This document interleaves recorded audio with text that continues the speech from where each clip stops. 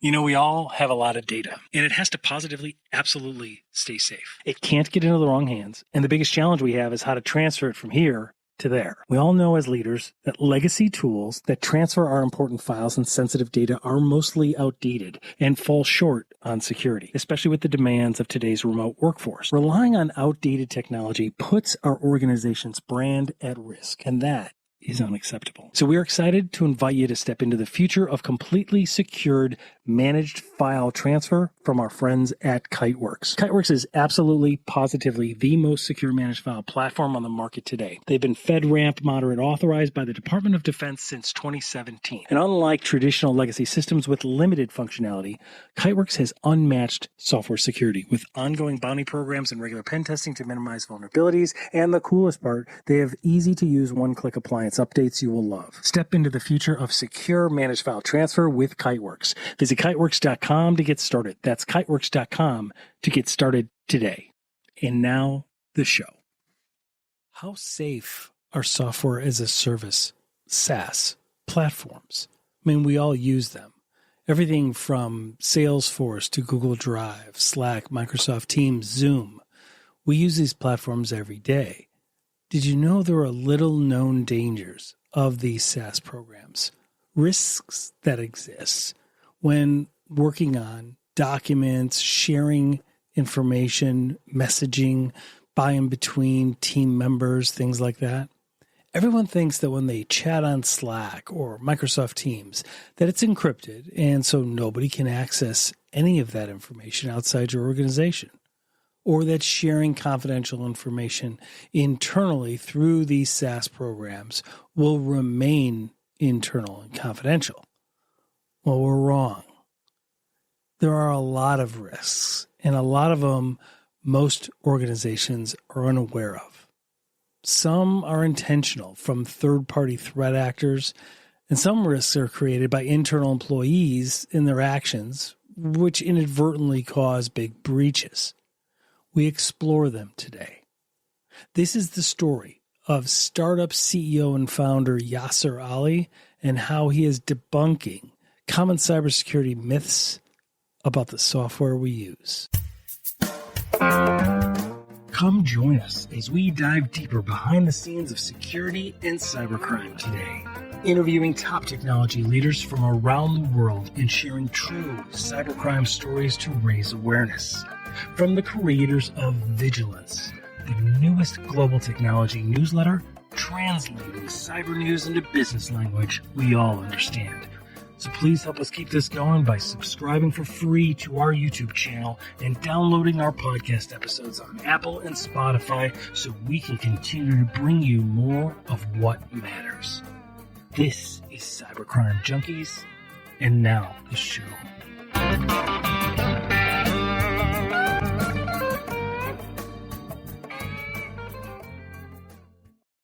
Well, welcome everybody to Cybercrime Junkies. I'm your host, David Morrow, and we are joined today by Yasir Ali, who is a founder and CEO of Polymer, a data loss prevention platform for SaaS and AI. It automates the protection of sensitive data across SaaS apps. Common ones that you can think of like Google Drive, Slack, Microsoft Teams, Zoom. And it's a really phenomenal platform, and he's got a great story and great inspiration and some ideas that we're going to focus and talk about AI and some of the myths and some of the common risks that organizations need to address. Mr. Ali, welcome. Thank you, David. Really exciting to be here. Really looking forward to our chat here. No, I'm really glad that you joined. Thank you for taking the time. So tell us a little bit, you're an experienced startup founder. Walk us through Polymer and some of your evolutions here. Yeah, so Polymer actually came out of some of the challenges I saw during a consulting business I was running, focused on data privacy and technology, working with finance organizations. I used to be, back in the day, on Wall Street as a bond trader. After the financial crisis, changed the stripes and moved into more of a technology role. And that's kind of where Polymer idea germinated from, to solve compliance and privacy issues which were plaguing organizations I was working with, and thought I could do it better because I didn't see any other product in the market doing it properly. And it's been 3 years plus now, at this company. That is fantastic. Did you get I used to trade options, so but I also know that I couldn't develop something like this myself. Did you get like subject matter experts or somebody that could develop this stuff, or did you have the wherewithal and the know-how even how to develop it? Well, I have a phenomenal team. My co-founder, Usman, he's amazing, chief technology officer from day one, and then the rest of the product and sales and rest of the engineering team, which is 25 strong now total. They are the real working bees. I'm just a salesperson who comes up and talks in podcasts. Yeah, that's exactly right. That's as do I, right? So, I mean, I would like to think of it as that we translate all of the technical features and benefits and the technology into like business impact, right? We explain why it matters and why it's so important. I guess that does have some value. Yeah, exactly. Because otherwise, nobody would understand what they say half the time. That's right. Right. So let's talk about Polymer. Like, tell me, like, walk the ladies and gentlemen what it is. Tell us what it is. It's a quick install, like a 15-minute install, as I understand. Right. Yeah. So pretty much any single organization right now is probably using either Microsoft 365 or Google Gmail. They might have a customer-facing ticketing system like a Zendesk or a Salesforce. They might be writing their own code using GitHub, for example. Mm-hmm. They might also be using Slack or Teams within the environment to chat amongst themselves. So all these platforms, as you're discussing business, as you're working with partners, your customers, your patients, you might be accidentally, or in some cases by design, sending or transmitting sensitive information. And this could be patient records, customer banking information. Hey, go wire me this money here, for example, or other intellectual property like designs or strategy documents, which you might be sharing through your OneDrive or SharePoint with a link to the rest of the world or to your partners. And all those things over time creates a risk profile on your organization's data. And Polymer basically is in the business of providing a control layer that connects in. It doesn't get in the way of the business. It sits in the behind the scenes, monitoring any data changes, any new file being created, any file being shared. Someone is basically emailing a document to himself, or someone is sharing a document to their own Gmail account or downloading it. And that happens all the time. All of these programs are SaaS programs. When we mean by that, almost all of our listeners know what that is, but it's software as a service. It basically means like a subscription service, and you get online, you get on your browser, and you're able to use these services. Think of Office 365, your Microsoft. Think of Gmail, all things like that. All of the things that you just mentioned, like Salesforce, etc. And people do that all the time, right? Especially when they're communicating among teams, right? And they're like, "Oh, I've got this file. I need to share it with them."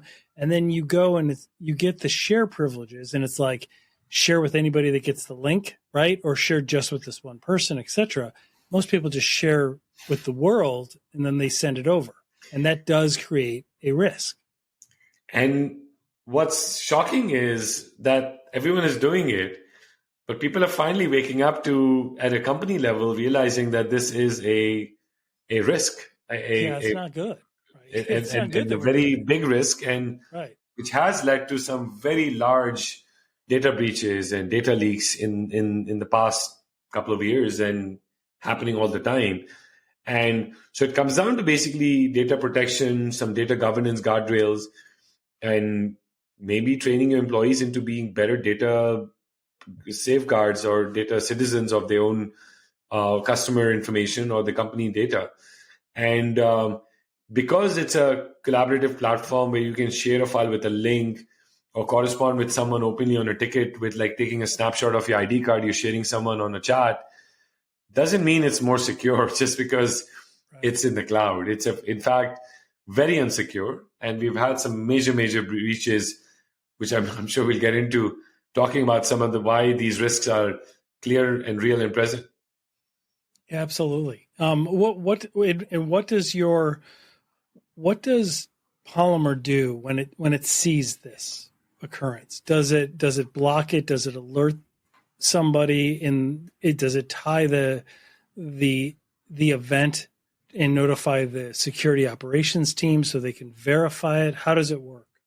So all of the above. So Polymer basically, once it connects, first thing it does is does a historical scan to give you a picture of your risk environment. What does it look like? What information that's sitting publicly, or things you might not have looked at in years and years. They're still sitting out there, shared with your third-party contractors. Just regular stuff will provide you a menu item of like how best to reduce the risk with like 3 or 4 different steps. So it's a playbook basically. That's like day one or step one. And step 2 is like ongoing. So ongoing data observability, we're inspecting each and every data asset, a file, message, email, image, whatever it might be. We're applying AI on it to understand what information is within that data. And then basically applying a security policy on top of it. Is this sensitive data? Is this being shared with folks that you should not be shared with? And then there is, obviously, that's the visibility component. And then there is remediation options or warning options. So SOC can get an alert if something matches a given threshold, like maybe one person name or one phone number is not enough, but if there is a file containing 100 phone numbers, I might want to know about that.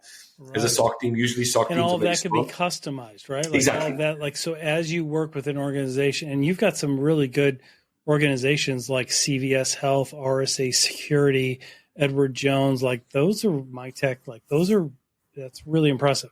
So as you're doing this and you get to know them, you work with them more, then you fine tune it, right? Like, so that you get to know their business, their day-to-day operations. Exactly. And the system is flexible. We try to initially have everyone open up remediation mode, and remediation can even look like things like we can do real-time redaction. So if you have an ID card floating around, we can go zap out only the sensitive items within the ID card and leave the rest of the ID card intact. So we have lots of other nifty technology. Let's. I didn't mean to interrupt you, buddy, but let me back up. Like, that's impressive.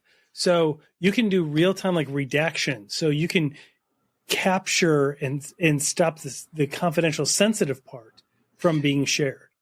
Yes, and not only that, but depending on who's looking at it or wants to look at it, we can unlock pieces of that PDF, pieces of that image, depending on the privilege of the user.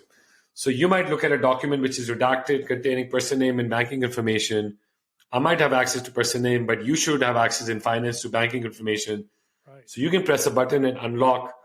It'll recreate a file for you containing those things unredacted. So there's a lot of flexibility in terms of how we deploy remediation, and the users can take charge of getting or overriding those remediations if they have access to it. Wow. That's actually really helpful.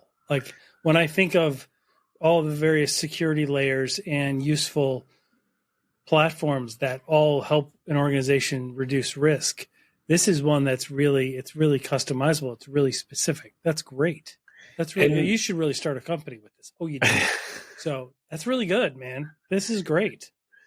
No, thank you. And this is becoming a pretty interesting feature actually for AI chatbots, really. That's kind of where this is becoming pretty important, where someone is trying to type in social security number or banking information in ChatGPT. Our platform can go and zap it out before it goes into ChatGPT, for example, and things like that, for sure. Yeah, so let's segue to that. So AI, ever since, OpenAI came out with ChatGPT, and now there's various variations, and every company in the world that has any kind of automation is claiming that they have AI, and we've seen issues where people are overstating the AI. But the traditional machine learning and the traditional generative AI, very common. There's a lot of questions, and business owners don't know what to do. A lot of businesses are just saying, just don't use it, when that could be a very competitive disadvantage, right? You want your people to use it and leverage it to speed up, repetitive processes and help with ideation and ideas. So talk to me about what your role with Polymer has with AI and some of what you're seeing in the industry about like governance and AI concerns as it relates to data security. That's a pretty broad question, but let me try to break it down. I like to start broad and then go to and then whittle down. So our thesis is you have ChatGPT. Obviously, everyone's using it. That's been the in the cultural zeitgeist as the upper echelon of what AI can do for a user. Summarize documents, write resumes, write job postings, write LinkedIn posts. I mean, it's just incredible what we can do single-handedly. At a user level, that's cutting edge, and obviously Copilot and Bing search and all that good stuff. That's been changing how we as individuals do our jobs more effectively. At an enterprise level, yes, most organizations, I think I would say, have allowed some form of ChatGPT usage, Copilot usage of some sort. But when you think about at an enterprise adoption layer, other than ChatGPT, the one-offs with the users interacting, how do I unlock all this data, all this information I've collected over the years, all this business knowledge I have as a company? How do I unlock and make my entire teams more productive? And we see a very small number of companies looking to build their own models. Yes, they're the investment banks of the world who always were cutting edge, had billions of dollars of technology budget. Technology companies themselves have the expertise, have the teams to go and build their own Gen AI models. There's a very small subsection of those. Correct. My vast majority of AI enablement is taking place within SaaS platforms themselves. Right. Hey, Copilot, summarize this for me. Hey, Google Gemini, search my documents. Right. Write code for me. Write Sonic. Write me this LinkedIn Exactly. post, whatever. Right. These are basically things which are already available within enablements that's going on within SaaS. So we see that's the biggest adoption cycle of AI adoption cycle in 2024 and 2025 of AI adoption happening within SaaS itself. Close second to that is, okay, I have these documents sitting out there. Can I employ other pre-trained models which are specific to my business use case? So companies like Cohere, Entrepre, you also have Hugging Face, which has a lot of open source models sitting out there. I might have an engineer who can point those pre-trained models into my email system and allow a semantic search, allow a ChatGPT type search for all my employees to be available. The issue with that use case is, again, from a data protection perspective, is my line worker on the factory, does he have access to emails that my management should privy to, for example? Right. And that's kind of where the data protection piece starts getting important, where what is the output coming out to the user and how do I restrict it for certain groups of users versus not? And that's the piece where we're playing it. We are basically have opened up our platform, enabling services like Cohere, which will go live in a couple of weeks. Gemini will be next. Through our platforms where we are providing data protection guardrails while safely enabling AI into your enterprise. Yeah, because otherwise, whatever is put into the machine learning can be drawn out of it, right? Exactly. I mean, and that's really where the risk is, the confidentiality risk. And we've seen, I thought it was Samsung or one of the yes. Was it Samsung where they were putting in the parts of source code for a model of one of their products because it was fixing the bugs in it, and that was great. The problem is that's now public, right? So unless it's done correctly. So they went full circle and said now nobody can use it, which really is not in anybody's interest. Stay with us. We'll be right back. We all have a lot of data, and it has to positively, absolutely stay safe. It can't get into the wrong hands. And the biggest challenge we have is how to transfer it from here to there. We all know as leaders that legacy tools that transfer our important files and sensitive data are mostly outdated and fall short on security, especially with the demands of today's remote workforce. Relying on outdated technology puts our organization's brand at risk, and that is unacceptable. So we're excited to invite you to step into the future of completely secured managed file transfer from our friends at Kiteworks. Kiteworks is absolutely, positively the most secure managed file platform on the market today. They've been FedRAMP moderate authorized by the Department of Defense since 2017. And unlike traditional legacy systems with limited functionality, Kiteworks has unmatched software security with ongoing bounty programs and regular pen testing to minimize vulnerabilities. And the coolest part, they have easy to use one-click appliance updates you will love. Step into the future of secure managed file transfer with Kiteworks. Visit kiteworks.com to get started. That's kiteworks.com to get started today. And now the show.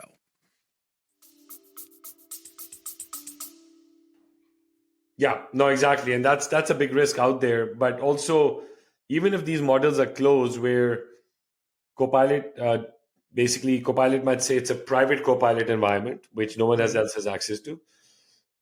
Even if that's the case, internally, who has access to that information? I might not want to have a reference to a document which contains patient data, for example. Right. What are the guardrails around that? Can I put in some GRC, governance risk, and compliance controls over what's going in or what's coming out of these models? And that's where Polymer comes in. Excellent. So you help with compliance in financial institutions, HIPAA compliance for healthcare institutions, et cetera. Yes, amongst many, yes. Yeah, that's phenomenal. What is your take on some of where the AI governance is going? Like here in the U.S., I know over in the EU, they've passed certain initial AI regulations. Do you have any? I won't hold you to this. I was just curious, since you're in the industry and you've developed this phenomenal platform. What is your take about?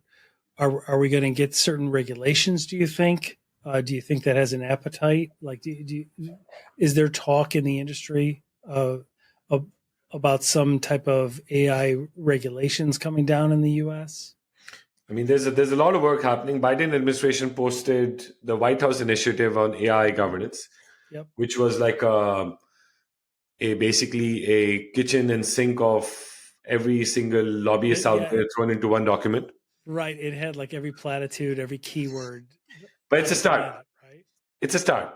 Right. Then on the other side, you have the regulatory bodies like NIST and CMMC. You also have OWASP, the Open Source Alliance, which have put out directives in terms of what are the top 10 risks they see. And these risks are basically, the categories of those risks revolve around data biases of the models, data poisoning from a training perspective. Right. But a majority of them relate to some shape or form of data loss. What sensitive data could be leaking, going in or coming out of these models that could put my data at risk? And so we are not involved in any of the biases and model training components, but we do touch upon the data loss prevention, some of the data GRC functions of those things, and we're watching those pretty closely. It's still early days, but things are moving fast. There is a lot of, from what I'm hearing from Washington, there's a lot of Congress level demand. They're asking for hearings. They're bringing people in to educate them on this. So there is a big, I guess they're hearing from the constituency around what kind of risk AI is posting on their kind of their voting base, and so we are seeing a lot of under the ground action going on behind closed doors. Right. Absolutely. What about, and I have to ask about this, deepfake has led to some major business email compromise scenarios, and the FBI had issued a warning back in July 2022. Will Polymer have a role in helping organizations control their data to avoid certain deepfake issues, or is that really just something that's kind of different because it's kind of a different type of risk? I mean, deepfake is like a very hairy problem. It's still evolving, but I can tell you one example of deepfake within email kind of phishing attacks, where basically we're hearing of these incidences more and more. You get an email sent to you. There's a long chain of email which has your CEO, your CFO, or other folks in your immediate circle in the company So talking about some right. So some it looks matter. legitimate. Yeah. Looks completely legitimate, Right. and you're like 50 deep, 20 deep into this chain, and then you getting this last email, please send wire instructions here. And we have seen people fall into that trap. This other example I saw recently, which is pretty scary, was someone asked for wiring instructions. The employee said, I don't want to send it. I don't like this seems fishy. The CEO says, no problem. Let's get on a Zoom call. He had like 6-7 other people in the Zoom call. Their CMO, their CFO, a bunch of other folks in the company. And then at the end of the call, it was like, okay, send the money over. And what was basically realized was the employee who was being attacked was the only real persona in this Zoom chat. Right. All of the other ones were fake. Were deep faked. So in it's in real time. In real time, it's unreal. And I'm sure there are companies, there are products out there which will be solving the problem. We're not quite there yet, but the text-based thing is something we are definitely keeping a close eye on, and we have a few customers requesting some features on our product to be able to solve those. Yeah, well, and the messaging right now is done every day by everybody. Like, so the problem that you are solving is, in the grand scheme of things, much more common and has much more of an impact right now than deepfake. I was just asking about it since that's what we like to think. Yeah, no, it really is. That's phenomenal. How will Polymer play when, and it really is, I can see a direct alignment, but in organizations that are creating zero trust architectures? Yeah, that's somewhat of a subjective. It behooves a subjective answer a little bit. I can't get too crisp because zero trust could mean slightly different things depending on what part of the tech stack you come in. Right. So as long like at the SSO level, you're connecting MFA, there's zero trust to get into the environment. We do help from a zero trust at the data level in one aspect. That is around reducing the amount of sensitive data that's sloshing around, unredacted, unencrypted into your platform. So even if you're in the environment, for you to be able to access certain document requires you to kind of do another check, be it MFA or unredaction piece or whatever that might be. That does make it a little bit harder to take the information and do a Grand Theft Auto leak type video leakage, which costs the publisher, game publisher, tens of millions of dollars in monetary loss. And our underlying engine basically is built on entity level permission. So not all customers are mature enough to be able to deploy this on our side, but we have the ability for you to, for this redaction piece, if you were to unredact, based on the group you're in as an employee, you can unredact or see different parts of a data set depending on the permissions. And that's kind of as zero trust as it gets at a data level. But I would say the implementation of that gets a little bit frictionful at a large organization. That's phenomenal. Yeah, I can see. That's why I've been taking notes. I can see how this would drastically help. So, tell me about some of the myths or misinformation that is out there concerning data security in the marketplace today. SaaS is all encrypted. I'm safe because all the data is going back and forth of the wire is encrypted. I don't have to worry about it. Yeah. My login, my SSO is safe enough. Once you're in, like you're part of the family, you can see anything and look at anything and everything. These are the two biggest myths that lead to the biggest amount of data, like hacks, data breaches, or data theft out there in the marketplace. Yes. And we know, I come from financial services, you come from financial services, so we know that financial services organizations have been ahead of the game here from data security perspective. Correct. Chinese wall, very, very strict policies around data, document and email classifications, who can see what, need to know basis, retention policies that are very strict around 7 years. Why increase the risk if you can remove this data off your environment, purge it out. So I think I see the world moving towards where financial services in the US at least has been for the last like 15 years. Yeah. No, I would agree completely. Yeah.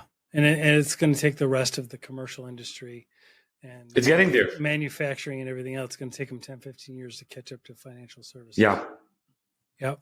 That's exactly right. So that's phenomenal. Let me ask you, what caused you? I understand you were a trader and the financial crisis happened. We were all there. What caused you to create the startup Polymer? I mean, like what was it? Did you grow up always wanting to be an entrepreneur? Were you inspired by somebody? Did you recognize the void, and how did you recognize it?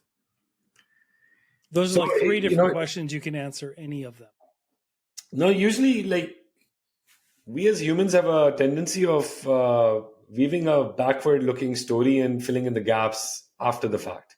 Yeah. So I'll try to like not take that lens off and try to like picture myself like 3 years ago. This is pre-COVID.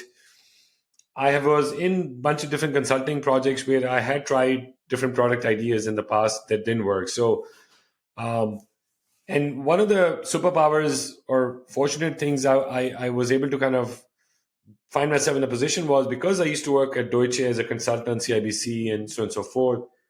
I had an email domain that allowed me to basically look at what the wider data analysis and data privacy world was evolving to be post GDPR. I would get hundreds of demos. I would try out different products, hands-on myself. I used to be C++ developer at Bear Stearns Training Desk, so I had a little bit of technical background going in. But that kind of gave me a sense of what the different dimensions, different buckets of different products were in startup land, what it required. Like I used to get on these sales calls with people would pitch to me. And I would understand what it took for some of these companies to get built. So I was learning from the wider market. Yep. And realized what I was good at, what these guys were good at, and what they were to solve for. And really, it was really this simple idea that can I take this little bit feature widget type thing and raise money on it? Mm-hmm. Was fortunate enough to like pitch it to Accelerator, who took a chance on me, raised a little bit of money, and then off to the races at that point. To be honest, COVID hit right after that. Yeah. So there was no ejection button on the other side. Consulting was finished at that time. No one was hiring. Things were shut down for 6 months. And then it was like, okay, all ships are burned. You have to make the most of it while where I'm at. So it's a combination of just back against the wall and having to make do with something and just getting a little lucky with a few early customers. That's phenomenal. I mean, that's the story of every great startup, right? It's usually necessity is like the mother of invention. So that's phenomenal. And not giving up. I think that's the main thing. Well, there's clearly a need and a void here because so like everybody is using these and they're all doing exactly what we've talked about, right? Everybody is oversharing or communicating and sharing these files, thinking that everything is secure within these SaaS programs and without some eyes on it and some ability to redact and fix it. We're at greater risk than a lot of organizations even realize. When we started 3 years ago, we were laughed out the door. They said, SaaS is encrypted, there's no need for it.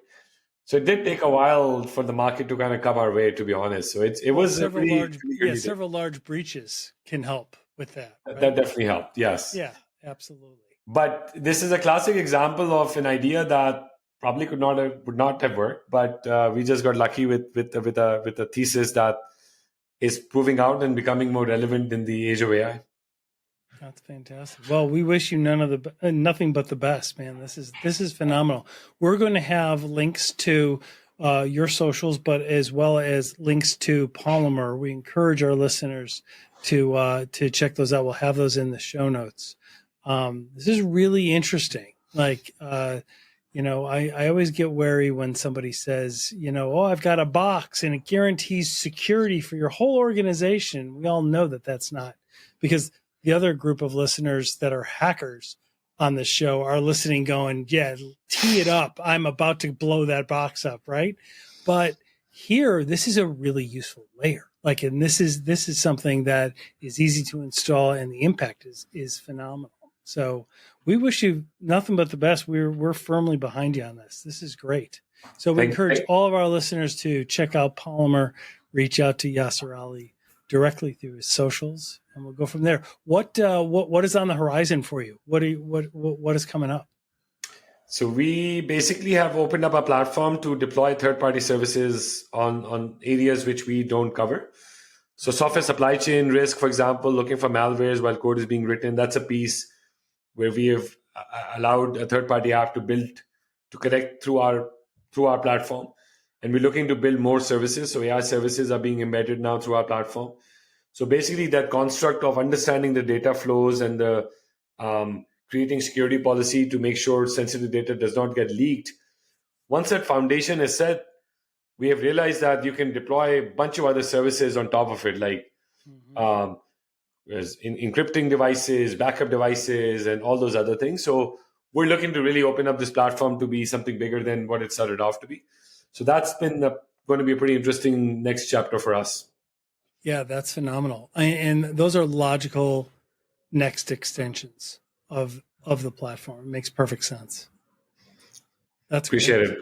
No, that's phenomenal. Any way that people can get in touch with you if they're interested in a demo or finding out more other than obviously Polymer? Yeah, so email Wiley at Polymer HQ, and then obviously we have links on our website to connect with the team, and we can definitely walk through. And we are very consultative, so we will tell you upfront if we can be helpful or not. We don't like to waste our customers' time or prospectives' time just because everyone's busy. So just chat with us. Like we look at all sorts of use cases coming our way, and if it makes sense, we'll kind of build it out if you don't have it already. That's fantastic, man. Well, I wish you nothing but the best, and we will we'll have you on during your next iteration. All right, as you guys expand and extend, then we'll circle back and talk about how this has grown. Really appreciate you having me, David. This was an absolute pleasure. Thank you so much. Thank you so much, sir. Appreciate it.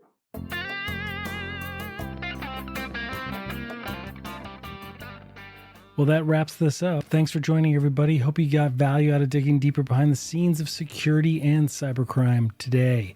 Please don't forget to help keep this going by subscribing free to our YouTube channel at Cybercrime Junkies Podcast, and download and enjoy all of our past episodes on Apple and Spotify podcasts so we can continue to bring you more of what matters. This is Cybercrime Junkies, and we thank you for joining us.